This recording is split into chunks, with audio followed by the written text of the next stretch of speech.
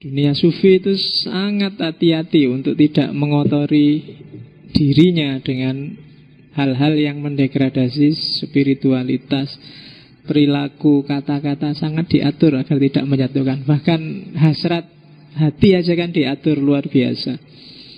Ada cerita tentang Ibnu Athaillah Sakandari. Ini Ibnu Athaillah ini nanti yang membela Ibnu Arabi di depan Ibnu Taimiyah, sehingga Ibnu Taimiyah sampai mengakui bahwa sebenarnya yang salah bukan Ibnu Arabi, tapi mungkin pengikut-pengikutnya yang terlalu mendewakan Ibnu Arabi. Jadi Ibnu Athaillah ini sufi dari Thariqat Sanziliyah. Satu ketika dia merasa, ibadahku kok gak enak gini ya, kok gak tenang, galau terus, ini ada yang gak beres ini mesti. Apa sih yang terjadi kok aku jadi kayak gini? Tanya kiri kanan, dipikir-pikir sejak kemarin apa sih yang kulakukan? Tanya-tanya sama istrinya, sama keluarganya. Akhirnya ketemunya kambingnya. Jadi dia itu punya kambing. Kambingnya itu jalan-jalan keluar sampai ke rumah tetangganya, terus makan rumputnya tetangganya, dan tetangganya merasa baunya nggak enak wong kambing. Nah, ketemu di situ, terus dia didatangilah. Mungkin ini sebabnya ibadahku nggak tenang itu. Datanglah dia ke rumahnya tetangganya, minta maaf. Tetangganya malah bingung. Loh, kok ngapain sampean kok minta maaf? Lah biasa toh, kambing memang gitu. Kemana-mana wong yo yang dimakan cuma rumput. Rumput itu juga yang nanam bukan saya. Dia tumbuh sendiri meskipun di pekaranganku. Tapi gara-gara itu Ibnu Athaillah merasa bahwa spiritualitasnya turun, ibadahnya nggak tenang, sumpek dia. Hatinya galau terus-terusan. Nah, itu ketemunya di kambingnya ternyata. Padahal kan bukan dia yang kontrol kambingnya. Kambing kan bisa masuk kemana saja. Tapi gara-gara itu. Nah, kapan-kapan kalau kamu sok-sok bete, sok-sok galau, ini nggak ada alasan kok tiba-tiba pening, tiba-tiba puyeng. Coba jajal kayak Ibnu Athaillah itu. Telusuri, aku salah opo ya 2 hari ini. Jangan-jangan ada teman yang kusakiti, jangan-jangan ada postingan yang bikin iri, jangan-jangan ada loh lah kan gitu. Kamu, iya kan, kamu tiap hari postingan sedang di bandara, sedang di kancane padha iri to. Alah itu duitnya dewe wae kan gitu terus. Nah, mancing gitu tadi kamu jadi galau. Oke, narsis ya kan. Ayo introspeksi dewe-dewe. Oke, bismillah. Malam ini tokoh kita adalah Syekhul Akbar Muhyiddin Ibnu Arabi. Dia punya gelar Kibrit al-Ahmar, belerang merah. Belerang merah itu kan sumber api, sumber cahaya. Dia disebut Syekhul Akbar, gurunya para guru, guru paling besar dalam dunia tasawuf. Kontroversial, ada yang pro, ada yang kontra. Kemudian yang jelas dia salah satu tokoh tasawuf, tokoh sufi yang monumental. Hidup di Spanyol pada era dinasti Muwahhidun.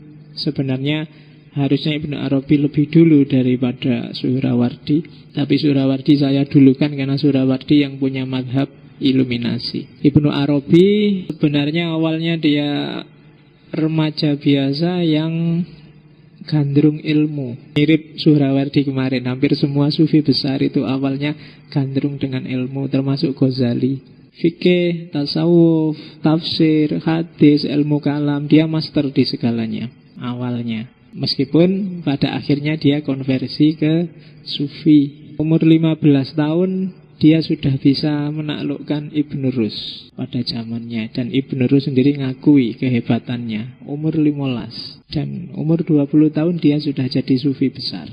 Ya kalau kamu baca, saya lupa kitabnya ketika dia debat dengan Ibn Rus itu. Jadi debatnya agak lucu karena sama-sama orang pinter, jadi nggak terlalu banyak ngomong. Jadi ceritanya waktu datang terus Ibn Rus bilang, awalnya bahas tentang iluminasi, tentang ilmu yang ilhamiah. Apakah itu pasti apa enggak? Itu kan yang diperdebatkan. Terus Ibn Rus, coba aku ingin ketemu anak muda yang sangat terkenal, yang namanya Ibnu Arabi.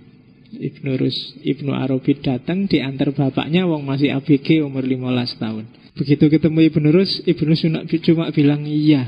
Tapi terus Ibnu Arabi bilang tidak. Terus Ibnu Rus bilang lagi iya. Katanya Ibnu Arabi iya dan tidak. Ngunudok terus Ibnu Rus ngakui kalah. Kamu kan? Terus Ibnu Rus bilang oh iya, kamu memang hebat. Aku nyerah. Jadi peripatetikisme nalar burhan lemah di hadapan cara berpikir model intuitif seperti yang kamu jelaskan. Cuma ngomong menurut ya dan tidak. Ya tapi karena sama-sama pinter, jadi ngertilah yang dimaksud dari ya dan yang dimaksud dari tidak itu. Makanya di dunia sufi kan berlaku jargon al-alim bil alim kafa bil isyarah. Orang pinter sama orang pinter itu cukup dengan isyarat sudah ngerti karepnya. Tidak perlu terlalu banyak ngomong. Semakin banyak ngomong, semakin menunjukkan sebenarnya kamu tidak pinter, ya kan? Semakin nggak pinter kan selalu kamu pingin maksudnya gimana? Maksudnya gimana? Kan selalu gitu. Tanya maksud terus, berarti nggak pinter. Nah, kalau orang-orang pinter cukup pakai isyarat, wis paham. Nah, jadi kayak kemarin itu kan di Surawardi itu justru pada puncaknya adalah diam. Karena orang paham itu diam. Kalau nggak paham dia masih cerewet. Sehingga kalau kalian belajar epistemologi Islam, beberapa teolog Mu'tazilah itu menambahkan bahwa di antara ciri kebenaran adalah sukunun nafas, tenang. Orang nemu kebenaran itu tenang. Ndak. Kok masih ganjel ya? Itu berarti belum ketemu. Dan kalau masih ganjel biasanya masih rewel, masih perlu diskusi, perlu debat, perlu nyari-nyari. Tapi begitu ketemu kebenaran biasanya masih tenang. Apalagi nyalah-nyalahkan orang lain, itu biasanya masih sangat jauh dari kebenaran. Karena pasti orang yang nyalah-nyalahkan orang lain itu ingin menunjukkan bahwa aku benar. Sebenarnya itu pembuktian terbalik kayak KPK itu kan. Jadi untuk menunjukkan aku benar harus ditunjukkan orang lain salah. Kan gitu caranya. Jadi tidak positif aku benar dan tak tunjukkan benarku, tapi aku benar karena yang lain salah. Maka yang dilakukan terus nunjuk-nunjuk orang, kamu murtad, kamu kafir, kamu, untuk menunjukkan bahwa yang mukmin yang kayak aku gini loh. Nah itu ya kan kayak KPK, pembuktian terbalik. Oke, Ibnu Arabi umur 20 dikenal sudah sebagai sufi besar. Lahirnya karena memang dia dari keluarga sufi. Ayahnya orang biasa, petani tapi sufi. Ayahnya ini dikenal sangat rajin sholat malam. Kalau pas lagi males-males apa ngantuk, ceritanya kalau bapaknya Ibnu Arabi ini mukuli kakinya sendiri biar nggak males sholat malam. Itu ayahnya Ibnu Arabi. Adiknya ayahnya, pamannya yang kedua itu PNS. Oh, apa PNS itu? Pegawai kerajaan. Pegawai kerajaan yang konversi jadi sufi setelah ketemu seorang sufi. Jadi PNS-nya dilepaskan, terus berubah jadi sufi. Yang terakhir jadi sufi itu saudara ayahnya yang ketiga. Dia jadi sufi umur 80 tahun. Sebabnya jadi sufi karena dikasih tahu anak kecil. Bayangkan kakek-kakek umur 80 tahun dimarahi anak kecil dan terus jadi sufi. Itu pamannya Ibnu Arabi yang ketiga. Dan dia sendiri nantinya jadi Ibnu Arabi sampai umur belasan tahun ya masih kayak kalian ya. Kalian wis likuran ya. Ibnu Arabi belasan ABG masih seneng-seneng, masih suka hura-hura. Makanya kisah tobatnya Ibnu Arabi dari ABG biasa jadi sufi itu jadi satu ketika dia sedang makan-makan sama teman-temannya, main-main musik, nongkrong-nongkrong, tiba-tiba ada suara, wahai Muhammad, nama lengkapnya kan Muhammad bin siapa itu, apakah untuk ini engkau diciptakan? Jadi dia dengar suara seperti itu. Terus kaget. Dari situ terus dia pulang, terus merenung, dan dimulailah karir kesufiannya. Karena setelah merenung itu gila dia mengalami musyahadah yang pertama. Dan musyahadahnya yang pertama itu dia merasa ditemui oleh 3 orang nabi sekaligus. Yang pertama Nabi Musa, yang kedua Nabi Isa, dan yang ketiga Nabi Muhammad. Itu simbol dari 3 agama besar pada zamannya. Setelah itu hidupnya berubah drastis dari anak muda yang biasa-biasa terus jadi seorang sufi besar. Ya, kamu boleh menginspirasi kisah Ibnu Arabi ini untuk hidupmu sendiri. Kalau pas lagi ngapa-ngapain, kalau lagi nggak karu-karuan, nah, bayangkan aja kamu dapat peringatan, wahai anak muda, ya, apa untuk ini kamu diciptakan itu? Gitu kan. Biar kamu nggak kebacut, nggak keterlaluan kalau pas lagi kumat. Jadi sekali-sekali diingatkan dirinya sendiri. Pikiran-pikirannya Ibnu Arabi sangat kontroversial. Menulis buku sekitar 200-an. Yang paling terkenal kan dua, Futuhat Makkiyah sama Fususul Hikam. Kalau Fususul Hikam sekitar 29 bab. Kalau Futuhat Makkiyah itu sekitar 560 bab. Ya, Futuhat Makkiyah itu katanya Ibnu Arabi sendiri itu ilham langsung dari Allah. Kalau Fususul Hikam itu dikasih oleh Nabi Muhammad. Jadi dia mengalami ekstase semacam mimpi, terus sama Nabi, sebarkan ajaran ini untuk umatku. Dan itu lahirlah Fususul Hikam. Yang selama ini dikaji di sini itu Tarjumanul Aswaq, salah satu karyanya. Isinya tentang cinta ketuhanan. Yang ngaji pasti mengikuti. Kalau ini Tarjumanul Aswaq itu inspirasi dari perempuan-perempuan yang ditemui oleh Ibnu Arabi di Mekah. Mungkin sudah dapat kalian di Tarjumanul Aswaq ya. Jadi satu ketika dia naik haji ke Mekah, terus tinggal di rumah seorang guru namanya Syekh Abu Suja. Dan saat itulah dia ketemu 3 orang perempuan. 3-tiganya sufi, tapi cantik-cantik. Iya. Yang pertama adiknya Syekh Abu Suja, namanya Fahrun Nisa. Sufi besar, tapi gambarannya cantik luar biasa. Dan banyak orang ngelamar tapi ditolak karena sudah terlanjur jatuh cinta sama Allah. Yang kedua, ya enggak apa-apa, pakai aja jadi alasan. Kalau kamu nggak laku-laku cari pacar, bilang aja aku milih jatuh cinta sama Allah aja. Iya. Yang kedua Hurun In kalau nggak salah. Ini pas Ibnu Arabi tawaf, tiba-tiba di belakangnya ada perempuan cantik luar biasa. Dan akhirnya selesai tawaf, diajak ngobrol, asli Persia, tapi terus perempuan ini pergi. Dan Ibnu Arabi terbayang-bayang terus sama perempuan ini. Dan yang ketiga, yang banyak disebut di syair-syairnya adalah Syaikhah Nizami. Ini anaknya Abu Suja. Idola saat itu. Sampai digelari Syaikhah Al-Haramain. Jadi putri 2 Haramain, Masjid Nabawi dan Masjidil Haram. Dan nanti banyak puisi-puisi itu arahnya ke mereka, tapi sebenarnya Ibnu Arabi maksudnya ke cinta ketuhanan, cuma pakai simbol nama-nama perempuan itu. Dan orang yang hanya baca Tarjumanul Aswaq dan nggak paham, kayak para ulama fikih zaman dulu, terus menuduh Ibnu Arabi itu, Ibnu Arabi itu rada agak cabul, agak woman, agak suka perempuan, agak itu. Tapi terus nanti Ibnu Arabi nulis syarahnya. Nah, saya agak lupa nama syarahnya, tapi yang belakang judulnya ada taklik. Syarahnya Tarjumanul Aswaq. Itulah yang ditulis sendiri oleh Ibnu Arabi untuk menafsirkan apa sih maksud puisi-puisi cinta, simbol-simbol cinta yang ada di Tarjumanul Aswaq. Itu yang kamu kaji tiap hari. Hari apa? Saya lupa. Malam Jumat ya. Diikuti aja, enggak apa-apa. Apalagi ya yang perlu tak ceritain. Kalau karomah banyak Ibnu Arabi. Sebelum masuk ke pikirannya, biar kamu ngerti dulu seperti apa orang kayak Ibnu Arabi. Ibnu Arabi digambarkan pinter luar biasa. Tidak cuma sufi, fikih, kalam, tasawuf dia pinter. Sehingga ada satu cerita, satu ketika dia naik kapal. Tiba-tiba ada badai. Ini cerita awal pertemuannya dengan Nabi Khidir. Tiba-tiba ada badai.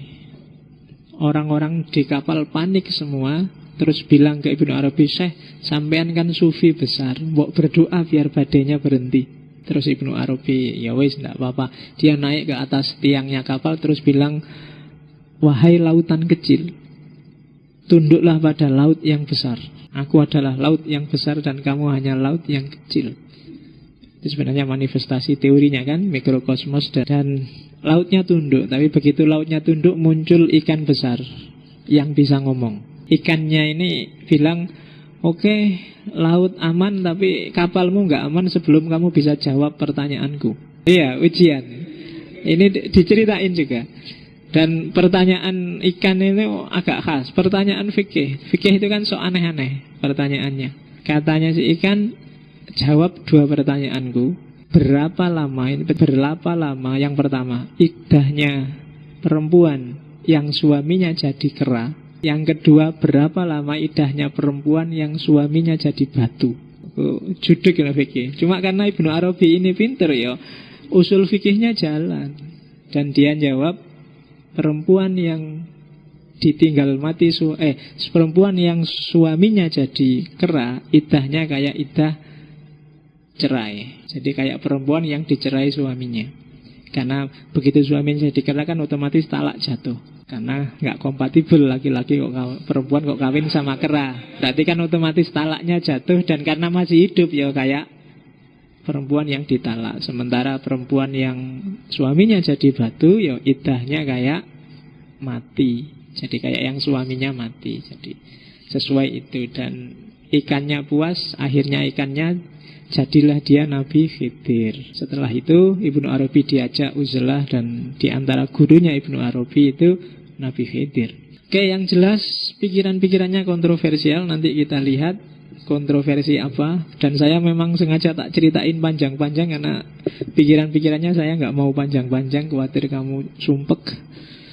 Karena agak jelimet, tidak akan bisa satu sesi. Jadi akan saya kasih beberapa pancingan, semoga bisa kamu tangkap untuk pikiran-pikirannya Ibnu Arabi. Dia sebenarnya anaknya orang kaya, cuma karena sering kontroversi akhirnya dia sering bermasalah sama orang lain. Kadang sampai dipukuli, kadang sampai dipenjara. Dan terakhir kabarnya dia sakit karena dipukuli orang, yang pada akhirnya dia meninggal. Jadi satu ketika dia lewat di kerumunan orang-orang kaya, para pejabat yang sedang mengadakan pesta. Dia lewat di situ. Nah, pejabat yang sedang mabuk-mabukan pesta ini lihat Ibnu Arabi. Terus dipanggil Ibnu Arabi, "Syekh, kesini, sampai kan sufi besar. Mbok tolong dijawab pertanyaanku. Tuhan itu ada di mana sih?" Dan gitu. Terus Ibnu Arabi bilang, "Tuhan yang kalian sembah-sembah itu sekarang ada di bawah kakiku." Ini orang-orang marah semua, kurang ajar kamu, murtad yo, kafir yo, dan dia dipukuli di situ. Sampai kemudian Ibnu Arabi sakit, sampai meninggal. Nanti setelah Ibnu Arabi meninggal, ada orang yang ngecek di bawah kakinya tadi ketika Ibnu Arabi bilang, ada apa sih kok Tuhan yang kamu sembah ada di bawah kakiku itu. Terus tanahnya digali, begitu digali ternyata di situ ada peti yang isinya emas. Nah, ya maksudnya para pejabat dan para orang-orang mabuk-mabuk itu kan sembahannya kan harta. Yang dia dewa-dewakan kan kekayaan. Maka Ibnu Arabi bilang, Tuhanmu itu ada di bawah kakiku. Karena di bawah kakinya Ibnu Arabi ada harta, ada emas. Oke, cuma yang gak paham terus, wah kurang ajar kamu murtad, dianggapnya Tuhan kamu injek-injek. Maksudnya bukan itu. Oke, jadi nah itu bisa kamu pakai. Misalnya kamu suka jabatan, suka duit, suka karena saya suka duit, maka ku pertuhankan duit.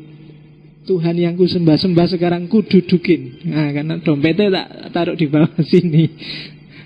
Oke, ya kan Tuhanmu duit, hari ini Tuhanmu BBM yang murah. Jadi kamu dewa-dewakan itu hari ini. Itu kalau ada Ibnu Arabi kamu diketawain. Oke, bismillah. Itu nama lengkapnya, Abu Abdillah Muhammad bin Ali bin Muhammad bin Arabi At-Ta'i. Ta'i itu nama suku, Hatimi nama tempat. Lahirnya di Mursia, Andalusia. Gelarnya Muhyiddin, orang yang menghidupkan agama. Itu tak sebut satu guru-gurunya, guru sufinya saja itu ada 55 orang. Sufi besar. Dia tidak bikin torekot tertentu, tapi nanti para pengikutnya, murid-muridnya, orang yang suka dengan ajaran-ajarannya, mendirikan satu aliran, satu torekot yang dikenal dengan nama Akbariyah. Diambil dari gelarnya Syekhul Akbar. Jangan salah, dalam sejarah Islam ada 2 nama Ibnu Arabi. Kadang-kadang Ibnu Arabi yang ini dikasih al, Ibnul Arabi. Tapi kadang-kadang juga tidak dikasih, karena memang ada dua orang yang sama-sama namanya Ibnu Arabi, yang sama-sama sufi sebenarnya. Meskipun Ibnu Arabi yang satunya awalnya adalah pejabat pemerintahan di Andalusia. Awalnya adalah qadhi, ahli fikih. Cuma terus kemudian keluar dari pemerintahan dan jadi sufi. Cuma yang dimaksud bukan yang itu. Yang kita maksud hari ini adalah Ibnu Arabi At-Ta'i Al-Hatimi, yang dikenal nanti mempopulerkan ajaran Wahdatul Wujud. Oke, bismillah, kita cari hikmah dari pikiran-pikirannya Ibnu Arabi. Saya tidak akan masuk terlalu jauh ke kontroversinya. Kita lihat modus berpikirnya Ibnu Arabi. Yang pertama, katanya Ibnu Arabi, pengetahuan itu ada 3 jenis. Kalau di Ibnu Arabi bukan bayani, irfani, burhani. Tidak. Katanya Ibnu Arabi ada, yang pertama ada ilmu akli, yang kedua ilmu akhwal, dan yang ketiga ilmu asror. Yang pertama ilmu akli. Kalau bayani, irfani, burhani, ya bayani dan burhani itu ilmu akli. Dua-duanya pakai akal. Jadi pengetahuan yang sifatnya empiris dan rasional. Biasanya kan orang membaginya empiris sendiri, rasional sendiri. Kalau di Ibnu Arabi enggak lah. Pengetahuan empiris dan rasional itu ya sama aja. Apa ada empiris murni tanpa rasio? Enggak ada. Rasio murni tanpa bekal empiris enggak akan bisa. Akal murni itu kan enggak jalan. Dan itu kan sudah dibuktikan oleh Immanuel Kant. Mikir itu harus sintesis, ada bahannya dan akal jadi alatnya. Dan dua-duanya itu yang oleh Immanuel Kant disebut ilmu akli. Ini tidak bisa dipertentangkan, itu satu wilayah kok. Maka diskusi mana lebih penting Al-Quran sama akal itu tidak relevan. Kenapa? Dua-duanya dipakai. Kamu baca Quran nggak pakai akal ya tidak bunyi, ya kan? Lah kamu pakai akal nggak ada Qurannya loh, yang kamu pikir apa? Sumbernya, sumber berpikirnya apa? Jadi dua-duanya harus dipakai. Mana yang lebih tinggi? Nggak ada yang lebih tinggi, sama-sama butuh. Quran akan diem kalau akalnya nggak dipakai, gitu loh. Akal juga akan tidak jelas kalau orientasinya tidak ada Quran. Dan dua-duanya kalau di Ibnu Arabi itu ilmu akli, diperoleh lewat akal. Yang kedua ilmu ahwal. Nah ini menarik lagi. Kalau biasanya kayak di Surawadi kemarin, ahwal sama asror itu jadi satu. Intuisi sama ilmu laduni itu ya bodoh. Intuisi itu alatnya, laduni itu sumbernya. Tapi kalau di Ibnu Arabi enggak, ya beda dong. Kalau ahwal itu ilmu tentang rasa, ilmu tentang intuisi. Sumbernya nggak selalu hal-hal transenden, nggak selalu dari Allah. Jadi ini tidak akal, ini ilmu yang harus direct experience, dialami langsung. Validitasnya lebih tinggi daripada ilmu akli. Ilmu akli itu kamu punya teori bahwa gula itu manis, terus kamu baca buku teori tentang gula. Itu ilmu akli. Tapi ilmu akhwal, untuk tahu gula itu manis, terus kamu minum teh yang ada gulanya. Nah, rasanya manis ya. Nah, ini ilmu akhwal. Aku ngerti dewe wong tak minum sendiri. Itu ilmu akhwal. Sifatnya intuitif. Kamu kan belum naik haji, maka pengetahuanmu tentang Mekah, tentang Madinah itu ilmu akli. Tapi mereka yang sudah nyampe sana itu ilmu akhwal, sudah ngalami sendiri, sudah mengalami penyaksian batin, sudah merasakan. Validitasnya di atas ilmu akli. Apa sih cinta itu? Terus kamu baca buku tentang cinta, nyari puisi-puisi tentang cinta, itu ilmu akli. Kalau ingin naik kelas ilmu akhwal, pacaran saja, kamu akan ngerti, oh kayak gini tuh jatuh cinta itu. Nah, derajatnya lebih tinggi. Kalau ilmu akli kamu bisa nulis puluhan buku tentang cinta, tentang macam-macam yang ada hubungannya dengan kasih sayang. Tapi mereka yang ngalami langsung itu lebih direct experience. Validitasnya lebih tinggi. Demo itu dahsyat loh Pak, luar biasa gairahnya. Kamu yang nggak demo nggak ngerti enaknya, makanya kamu nggak mau demo. Mereka yang demo yang ngerti. Ya meskipun kamu kok di mana sih Pak enaknya demo, wong dikejar-kejar, dilempari dianu. Ya tanya mereka yang ngalami, kayak gimana sih rasanya demo itu, dan penjelasan mereka lebih valid. Mereka ngalami langsung. Coba kamu tanya besok wawancara, apa enaknya demo, kan itu. Kalau bagi kamu yang nggak demo kan, tiwas capek, golek susah. Nah, mesti gitu. Mungkin mereka punya argumentasi sendiri yang beda dengan kalian. Kamu yang sudah ngerti dikit-dikit tentang filsafat, sudah ngalami filsafat, kan kesanmu tentang filsafat beda dengan yang nggak ngerti filsafat. Nah, ya nggak ngerti filsafat, filsafat kurang kerjaan, kurang gawean, mikir gampang-gampang dibikin susah, kan gitu kesannya orang. Tapi kamu yang ngerti filsafat kan enggak gitu. Kenapa kok enggak gitu? Karena kamu sudah ngalami sendiri. Itu ilmu ahwal. Jadi kalau ada penjelasan apapun, coba kamu cek itu ilmu akli apa ilmu ahwal. Kalau ada orang ngomong feminisme, ngomong anti radikalisme, ngomong itu ilmu akli apa ilmu ahwal. Jangan-jangan ngomong feminisme, kesetaraan perempuan dan laki-laki, tapi di rumah istrinya dimarahi tiap hari, ya kan? Kalau ada apa-apa, pantas perempuan, memang gitu caranya. Cuma begitu di kelas ngomongnya feminis. Nah itu berarti ilmu akli, bukan ilmu ahwal. Feminisme adalah ilmunya, tapi bukan hidupnya. Nah, mungkin sampai detik ini filsafat bagi kalian masih ilmu akli, masih berjarak. Tapi kalau bisa ilmu ahwal, alami sendiri, hayati hikmah-hikmah yang ada di pikirannya para filosof, biar lebih valid. Dan ada pengetahuan level yang ketiga yang disebut ilmu asror. Kalau ini bukan akli, tapi ahwal yang sumbernya bukan upayamu. Rasa, tapi bukan kamu yang mengupayakan rasa itu. Kamu cuma menunggu, kamu pasif. Kalau di tasawuf kan ini batin yang jernih, yang dilimpahi pengetahuan oleh Allah. Jiwa yang bersih, yang dijajari oleh Allah. Makanya disebut min laduni. Ladun itu kan jajar, dari sisinya Allah. Kalau Allah sudah ada dalam dirimu, wong Allah itu segala sesuatu, maka kamu ngertilah segala sesuatu. Para wali, para nabi, itu ilmunya di level ilmu asror.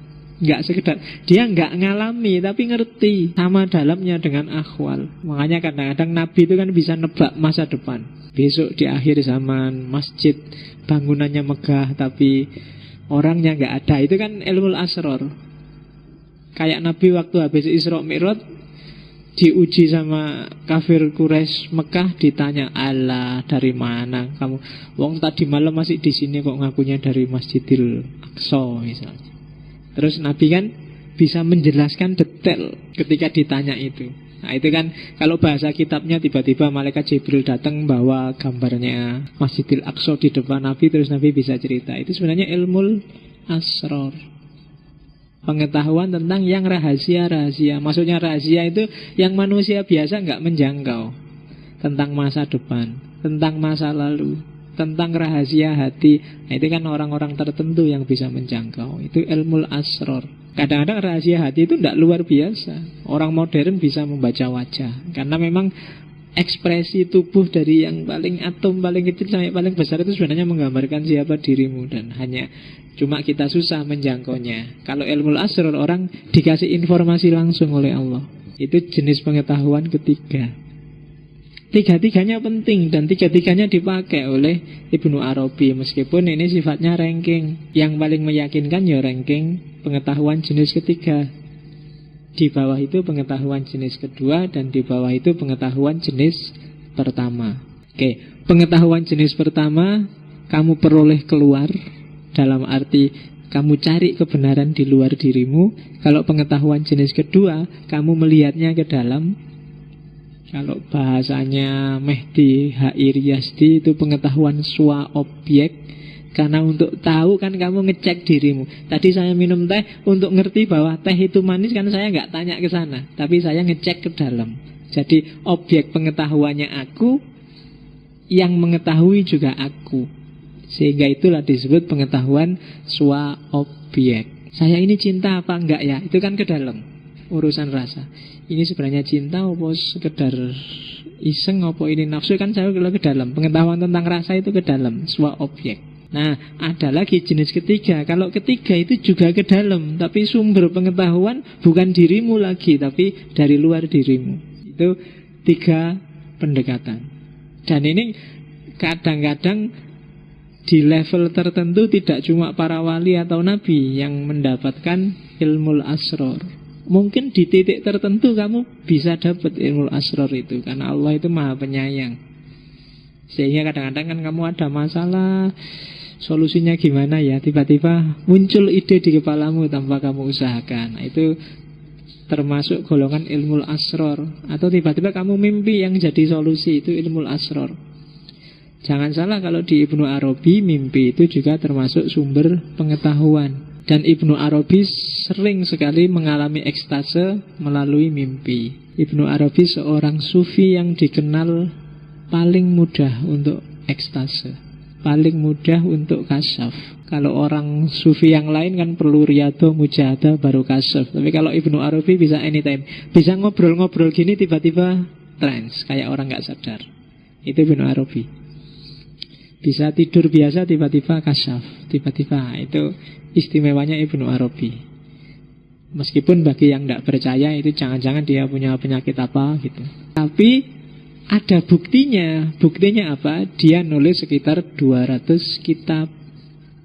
Itu kalau tidak orang biasa tidak mungkin. Ada satu kitab, saya lupa judulnya, Khilyatul apa gitu. Itu cuma ditulis 1 jam. Karena begitu dia mengalami kasyaf, ilmu asror terbuka, begitu dia megang pena dan nggak berhenti tangannya selama 1 jam. Lahirlah sayangnya saya lupa judul kitabnya di antara 200 itu. Jadi katanya Ibnu Arabi kalau sudah megang pena dan mengalami kasyaf, dia tidak akan bisa berhenti. Enak kan? Begitu kamu pengen nulis skripsi, iya, 1 jam bisa mulai bab 1 sampai bab 5 penutup selesai. Lumayan. Oke, yuk cari aja yang kayak gini. Ya, zaman dulu, lupa, 5-6 tahun yang lalu ada mahasiswa yang garap skripsi di Usuluddin, di UIN, tentang Ibnu Arabi. Dan anak ini ikut Torekot Akbariyah. Nah, skripsinya itu bagus luar biasa. Cuma minim referensi. Saya yang nguji kan tak pikir, ini kamu plagiat apa enggak sih? Kok bisa kalimat-kalimat kayak gini kamu ambil di mana? Dan dia bilang, kalau saya sudah judek pak, enggak paham-paham baca bukunya Ibnu Arabi, ya dia riyadhah. Kalau sudah riyadhah, malamnya ditemui Ibnu Arabi dan ngobrol sama Ibnu Arabi.